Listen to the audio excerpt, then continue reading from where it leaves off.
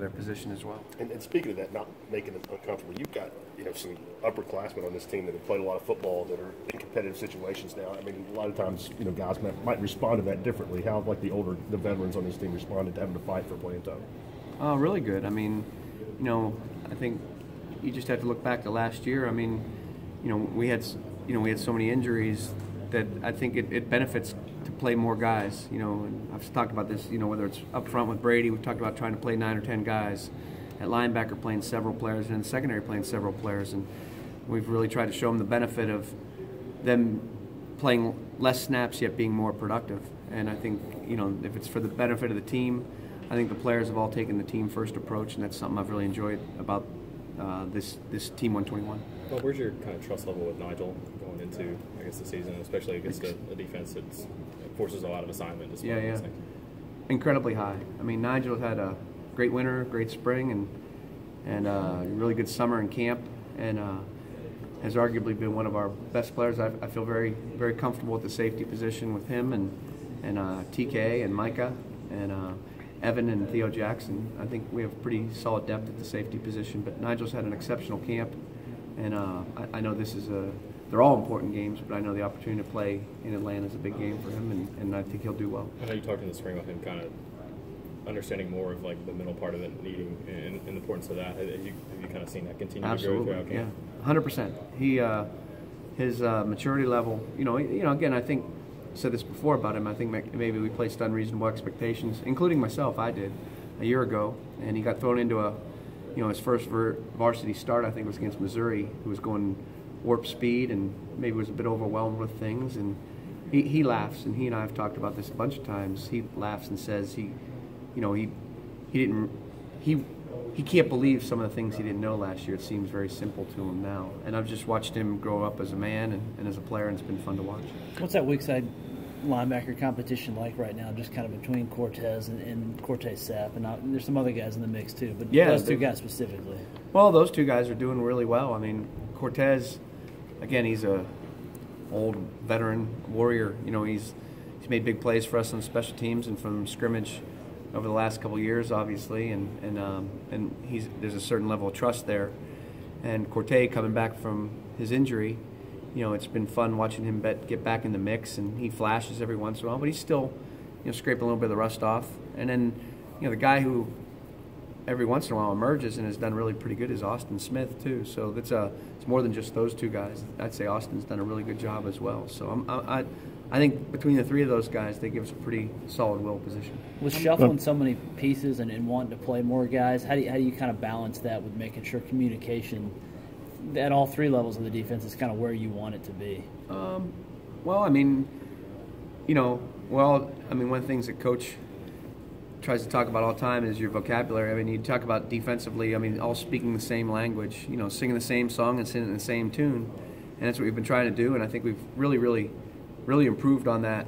And it didn't just start in August. It started, in January and February. It started, last year really in bowl prep. I just saw a change in the guys and guys working together. And we talk about being a unit, 11 people working as one. So, you can't get 40 guys ready and get them all on the same page, but you can get 22 to 25 guys ready. And I feel like those guys have all done a great job coaching one another up too and helping each other out and doing a great job with that. And trying to get the bit. Good. How do you feel about the depth along the defensive front end and cornerback end of the season? How many guys do you feel comfortable with there? There's different levels of comfort with different guys. Tackle, you've got obviously, who do we have a tackle?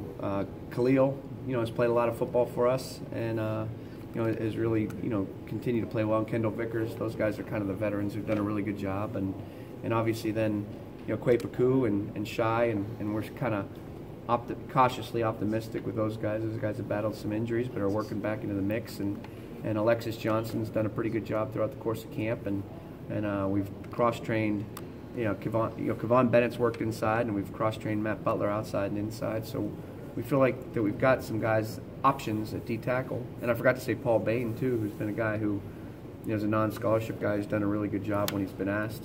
And at end, you don't have the numbers maybe, but I said this before. I think between Kongbo, Taylor, and Phillips, that's a pretty solid group right there. Highly recruited guys who are very, very athletic, And, you know, they're going to have a real challenge in this opening game because you have to be disciplined, you have to play your techniques properly and things like that. And, you know, the fourth guy behind those guys right now is, you know, DeAndre Johnson, who was here in the spring and understands how we do things and has put himself in the mix where he's earned snaps for sure. Coach, and talking about this defensive end, you just mentioned it, and it's kind of an unusual situation. I think if you polled all of us from the outside, looking in, Kyle Phillips, Daryl Taylor, and John Okonbo look like guys with immense potential, but they've never really done it. And yet they're upperclassmen. Have you been in a situation like that before where you think you've got really good players but you haven't seen it? Yeah, absolutely. I think that's the thing that I'm fairly optimistic about this group about. The names may have changed and we may not have the star power of a Barnett or a Maven or a Sutton. You know, but some of these guys were thrown into the situation last year, and that experience has hopefully paid dividends. I mean, Kongbo, I keep saying the same thing about him and Warrior. I mean, I feel like maybe people, including myself, were unrealistic in our expectations for him, but he's worked as hard as anybody this offseason, and that doesn't guarantee success, but he's put himself in position to have a really, really good season. You know, Taylor, most programs, this is the time Daryl Taylor should be playing, you know, in his third year in the program. He came in as a 200-pound D-end who played wide receiver in high school, and he's built his body up to 250. And Phillips is a little bit different because he's had some injuries that have probably prevented him from getting where he needs to be, but it wouldn't stun me at all if he had a breakout year, and I feel like that's actually a position of strength for us. Coach, go ahead. In trying to get the best players on the field, have you guys given Rashawn Golden a look at outside corner at all? Rashawn will play in this game, and you know, obviously it's we'll probably, you know, alter our personnel a little bit to get Rashawn on the field, and I'd probably prefer not to say much more than that. What have you kind of? Yes, Rashawn's going to play a lot. What have you kind of seen from Tech on film in the early film study, and just maybe what's different? Everybody's triple option's a little bit different, so what sort of variations do they kind of show on film that maybe you don't see elsewhere at the Air Forces and such? Well, I mean, Coach Johnson does what he does. I mean, I've an incredible amount of respect for Coach Johnson and his teams. When I was at UMass in '06, we played against him when he was at Navy. You know, I've coached against Georgia Southern, Navy. A lot of different triple option teams, but I mean, what he probably does really, really well is he tailors his offense to what his players are capable of doing, which is the quality of any great coach. And I mean, everybody says you got to stop the fullback, this or that. I mean, they've had some issues with their fullback position. A couple of those guys are no longer with the team, but you know, they've got a couple different styles of quarterback. You know, one's more of an interior runner, and one's more of a little quick guy. You know, so we've watched a film on each of those guys' personnel. He's not going to dramatically change the identity of the offense, but he'll tailor the identity to what the players are capable of doing. They have experience at the wideout position. You know, those guys are really good players. They have experience and skill at the slot positions. They're a little inexperienced at fullback, but each of the quarterbacks has really good qualities about them as well. You know, the two guards return. The left guards, I think they call him their cut king. You know, he's a very, very good player. The center played last year when the center got hurt. They have two new tackles. But, you know, those guys, they've done this for a long time. They know what they're doing. So I've actually enjoyed it. You talk about early stages of film watch. That was in February. We're in the late stages of film watch now. We're just kind of finalizing the game plan. So I'm excited and looking forward to this. Do you recall how you did in some of those games?